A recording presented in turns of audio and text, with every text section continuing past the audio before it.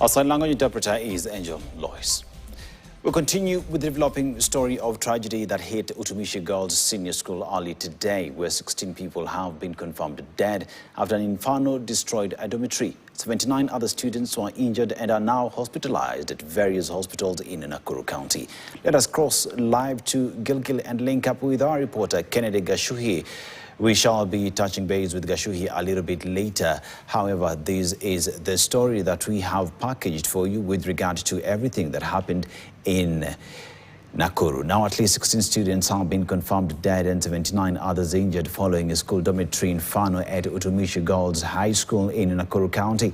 The injured have been taken to different hospitals as President William Ruto and other leaders expressed their condolences on the affected families and students.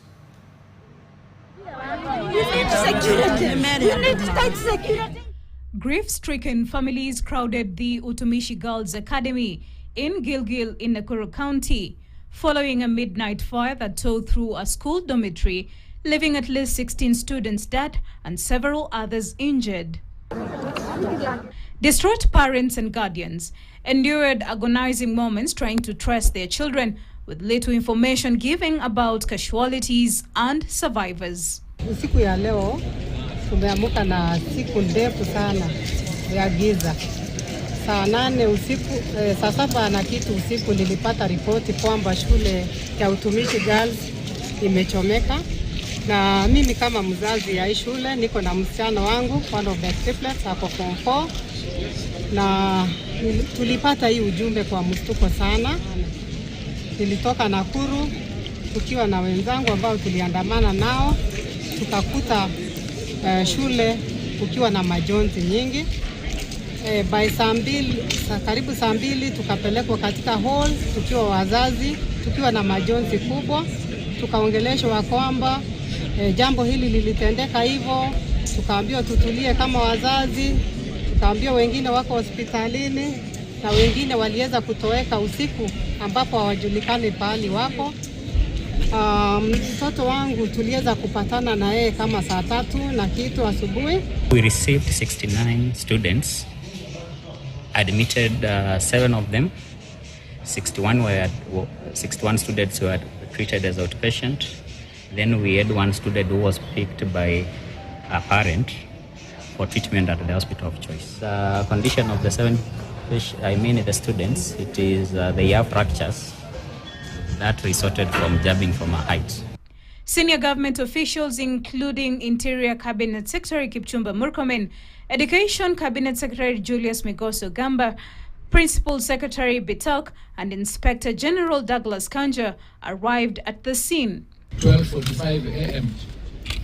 a fire broke out in one of the dorms on the 2nd floor of that particular dorm,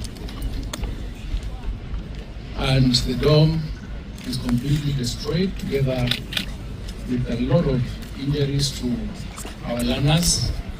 At the time of the incident, the girls that were in school were 808. Out of that number of 808, we have 16 fatalities whose identities will be identified. Kipchumba Murkomen has, however, called for calm among the affected families and Kenyans as they work around the clock to contain the situation as investigation continues. The investigations are going to be thorough. The Director of Criminal Investigation is here. The crime scene investigators are already here. The officers from government chemists are also here. President William Ruto, who earlier today attended the annual breakfast prayers, expressed condolences to families affected by the fire. In a statement to Newsroom, he stated that the government is focusing on rescue efforts, treatment of the injured, and support for the affected families as investigation into the cause of the fire continues. The dormitory Christine Melin Waithera block housed 220 mixed students of grade 10, Form 3 and Form 4. The casualties were taken to Gilgil Sub-County Hospital and St. Mark's Hospital.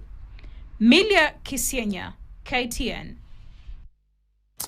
Thank you, Milia, for that story. Now, continue with the developing story of the tragedy that hit Utumishi Girls Senior School.